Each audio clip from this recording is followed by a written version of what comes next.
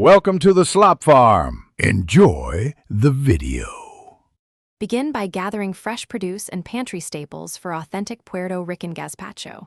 Use 4 cups chopped tomatoes and 1 cup stale bread soaked in water. Peel and smash 2 cloves garlic and have 1 small red onion for brightness.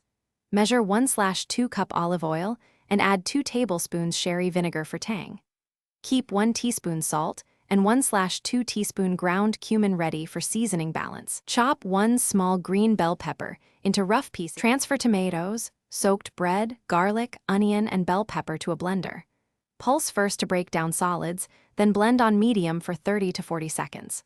While blending, slowly stream in 1/2 cup olive oil to emulsify the soup and achieve a silky texture. Stop and taste for seasoning, then add 2 tablespoons sherry vinegar and 1/2 teaspoon cumin if needed. If the soup is too thick, add up to 1/2 cup cold water to reach desired consistency. After blending, cover the bowl and chill Puerto Rican gazpacho at least 2 hours.